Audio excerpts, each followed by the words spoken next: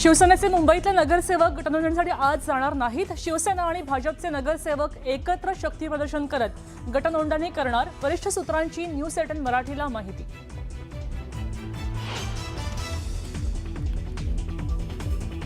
मुंबई महापालिकेत सत्ता स्थापनेसाठी भाजपच्या हालचाली, प्रमुख नेत्यांची संध्याकाळी मुख्यमंत्र्यांसोबत बैठक, मुंबईतल्या सत्ता समीकरणांसह गटस्थापनेवर चर्चा होणार।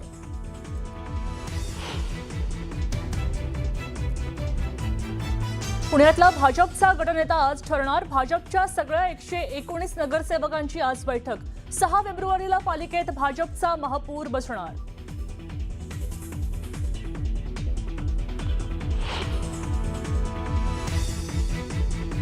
चंद्रपुरात सत्तेवरून भाजप आणि काँग्रेसचे दावे प्रतिदावे, काँग्रेसचा एक गट आपल्या संपर्कात असल्याचा मुनगंटीवारांच्या दाव्याची वडेट्टीवारांनी उडवली खिल्ली।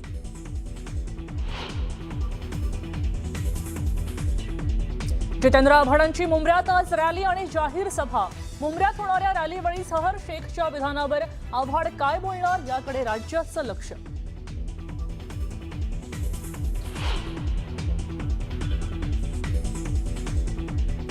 लाडकी बहीण योजनेचे पैसे मिळत नसल्यानं जळगावात लाडक्या बहिणी आक्रमक, जळगावच्या महिला आणि बालविकास कल्याण केंद्रात महिलांचा गोंधळ, केवायसीतल्या चुकांमुळे योजनेचे पैसे रखडले।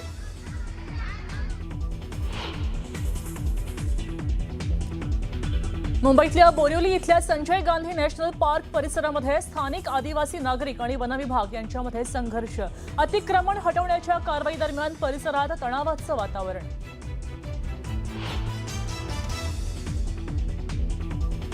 पुण्यात सासरच्या जाचाला कंटाळून इंजिनियर विवाहितेची आत्महत्या, सासू आणि पतीला अटक, 3 वर्षांच्या मुलीसमोरच घेतला गळफास, रुपाली चाकणकरांनी घेतली कुटुंबियांची भेट।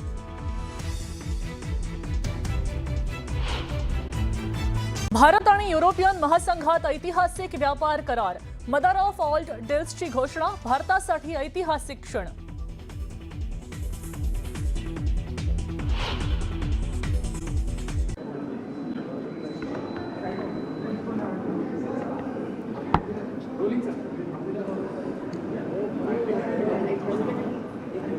मंत्रिमंडळ पायाभूत समितीने आज छत्रपती शिवाजी महाराज एअरपोर्ट मुंबई ते नवी मुंबई विमानतळ या दरम्यान 35 किलोमीटरच्या मेट्रोला मान्यता दिलेली आहे। या 35 किलोमीटरमध्ये 9 किलोमीटर मेट्रो अंडरग्राऊंड असेल, उर्वरित एलिव्हेटेड मेट्रो असेल। विशेषतः जे महत्त्वाचे स्टेशन्स आहेत कुर्ल्यासारखे त्या स्टेशन्सला जोडण्याचं काम या मेट्रोच्या माध्यमातून होईल। जवळपास 3 वेगवेगळ्या मेट्रो मार्गांची इंटरसेक्शन याचं होईल आणि मोठ्या प्रमाणात जो रहदारीचा भाग आहे त्या भागाला ही मेट्रो कव्हर करेल। जवळपास 18,000 कोटी रुपयाचं याचं एकूण एस्टिमेशन आहे आणि PPP तत्वावर ही मेट्रो आम्ही तयार करणार आहोत, ज्यामध्ये 20% VGF केंद्र सरकारचा आणि 20% VGF हा महाराष्ट्र सरकारचा असेल आणि उर्वरित जे काही त्याचा खर्च आहे तो PPP ऑपरेटर आणेल। साधारणपणे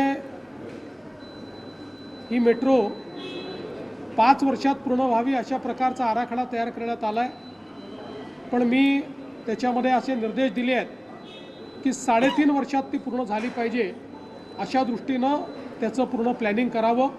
त्या दृष्टीनं त्याच्यामध्ये काही बदल सांगण्यात आलेले आहेत। ते केल्यानंतर मोठ्या प्रमाणात हे 2 एअरपोर्ट तर जोडले जातील, पण त्याहीपेक्षा मुंबई आणि नवी मुंबईतला अतिशय महत्त्वाचा सगळा भाग हा देखील या मेट्रोच्या माध्यमातून जोडला जाणार आहे।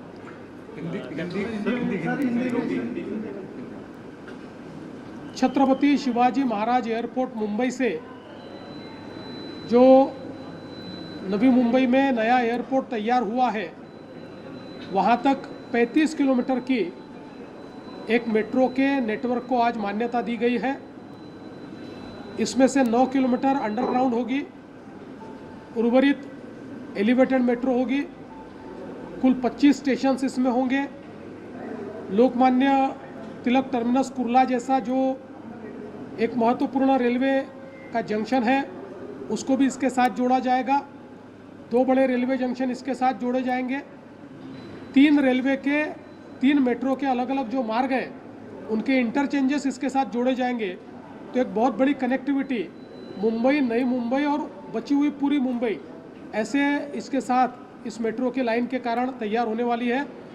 करीब 17 से 18 हज़ार करोड़ रुपया इसके ऊपर खर्चा होगा। ये पीपीपी पर रेलवे लाइन ये मेट्रो की जाएगी। इसमें 20% केंद्र सरकार की इक्विटी होगी, 20% वीजीएफ के रूप में इक्विटी राज्य सरकार देगी और बचे हुए 60% ये जो पीपीपी ऑपरेटर है इनके माध्यम से इसमें आएंगे। और हमारा प्रयास है कि 5 वर्ष का ये पूरा काम है, इसको 3.5 वर्ष में पूरा करने का हम लोग प्रयास करेंगे। एक नाशिक महापालिकेच्या बाबतीत 10 दिवस झालेत निकाल लागून विरोधकांकडून वारंवार टीका होती की निकाल एकतर्फी लागला, चांगल्या जागा आल्या, पण तरी देखील अजून सत्ता स्थापन करू शकले नाही। काय नेमकं अडचण आहे आणि अजून जुळवेल? विरोधकांना याची कल्पना आहे की त्या महानगरपालिका त्यांचा कार्यक्रम ठरवतात। आधी त्या महानगरपालिकेचं रिझर्वेशन काढणं गरजेचं होतं, ते आता रिझर्वेशन निघालं, त्यानुसार आता गटांचं रजिस्ट्रेशन चाललेलं आहे आणि आता सगळ्या महानगरपालिका एक एक करून आपला कार्यक्रम ठरवत आहेत। कुठेही काही अडचण नाही आहे, कार्यक्रम ठरतील त्यानुसार कार्यक्रम पार पडतील आणि जास्तीत जास्त ठिकाणी महायुतीची सत्ता असेल। मुंबईत 2.5 वर्षीय महापौर पदाची मागणी ही शिवसेनेकडून केली जाते। तुमच्याकडे केली का? नाही, वारंवार त्यांच्याकडून आम्ही बसून ठरवू। मुंबईमध्ये आज शिवसेनेचे नगरसेवक जे एक गट स्थापन करायला जाणार होते पण ते गेलेले आहेत। तुम्ही आणि सीएम बरोबर डीसीएम बरोबर काही चर्चा झाली म्हणून हे झालं नाही असं सांगितलं गेलं, काय नाही? असं आहे की शेवटी गट स्थापन करताना याच्यामध्ये पर्सेंटेज पॉईंटचा विचार करावा लागतो। त्यामुळे कधी एकत्रित करून फायदा होतो, कधी वेगवेगळे करून रजिस्टर करून फायदा होतो, कधी एखादा गट एकासोबत जोडून फायदा होतो।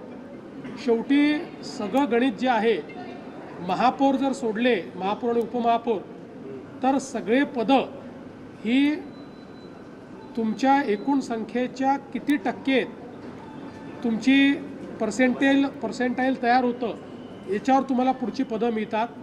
त्यानुसार त्याचा अंदाज घेणं आमचं चाललेलं आहे। त्या आधारावर आम्ही हा निर्णय करू की दोन्ही गट एकत्रित रजिस्टर करून फायदा आहे की वेगवेगळे करून फायदा आहे, किंवा एखादा छोटा गट त्यांच्यासोबत किंवा आमच्यासोबत जोडून फायदा आहे। अशा पद्धतीनं त्याचा निर्णय करूनच मग या संदर्भातलं रजिस्ट्रेशन होईल। जो लॉंग मार्च या ठिकाणी निघालेला आहे त्या संदर्भात एक मंत्र्यांची शक्ती प्रदत्त समिती तयार करण्यात आली होती। त्या कमिटीला चर्चा करून निर्णय घेण्याचे सगळे अधिकार देण्यात आले होते। त्यानुसार ती कमिटी मीटिंग घेते। बावनकुळे साहेब देखील त्याच्यामध्ये होते। महसूलचे जे विषय होते त्या विषयांचा त्यांनी समाधानकारक त्या ठिकाणी तोडगा काढला आहे। इतर विषयांवर बैठक चाललेली आहे। आमचा प्रयत्न आहे की अतिशय सन्मानजनक तोडगा काढूनच या ठिकाणून ते शिष्टमंडळ या बाबतीत पण असं झालं की निर्णय झाला होता, खरं तर पॉझिटिव्ह निर्णय घेतले गेले होते या संदर्भात, मात्र त्याचं रिफ्लेक्शन जे आहे ते ग्राउंडवर झालं नाही। असं नाही आहे, निर्णयाची अंमलबजावणी झाली पण समाधानकारकरित्या कदाचित ती झाली नाही, किंवा अजून त्यातनं काही नवीन प्रश्न निर्माण झाले। त्यामुळे तेही प्रश्न आम्ही सोडवू।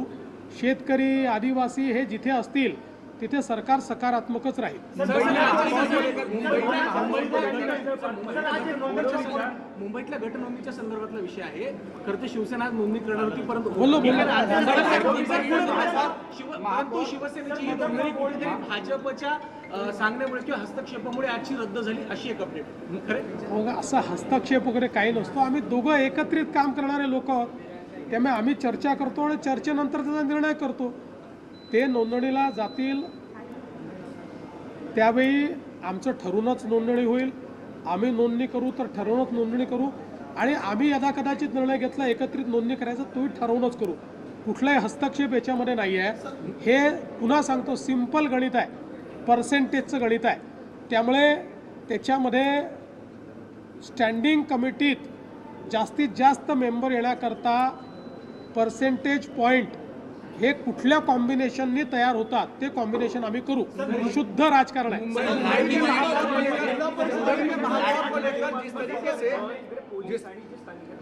बोरीवली नॅशनल पार्कमधल्या जी काही कारवाई आहे ती माननीय उच्च न्यायालयामुळे होते आहे, पण तिथल्या नागरिकांनाही दिलासा देणं हे गरजेचं आहे.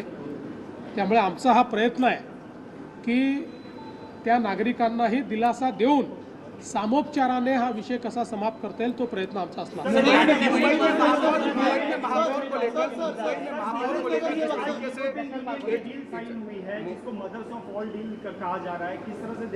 देखिए, इसके ऊपर चूंकि मैं आज कैबिनेट की बैठक में था इसलिए उसकी पूरी जानकारी मेरे पास नहीं है, लेकिन इस डील का हम बहुत बेसब्री से इंतज़ार कर रहे थे. पूरी जानकारी लेकर मैं उस पर बोलूँ. मुंबई में महापौर को लेकर लगातार अपोजिशन कह रहा है कि इतने दिन हो गए और अब तक इनमें आपस में सामंजस्य नहीं बन पाया. नाराजगी. अरे भाई, मैं आपको दूसरा सवाल पूछता हूँ. अब चंद्रपुर में, लातूर में तो अपोजिशन के पास लोग हैं ना, वहाँ क्यों नहीं बन पाई? वहाँ अभी तक क्यों मेयर नहीं बना? इसका कार्यक्रम होता है, इसमें पहले रिजर्वेशन होता है, रिजर्वेशन के बाद जो गुट है उसकी पंजीयन होता है, रजिस्ट्रेशन होता है, उसके बाद चीज़ें होती है. तो अपोजिशन को अभी हमारे ऊपर टीका टिप्पणी करने के सिवा कोई काम ही बचा नहीं. क्या साथ में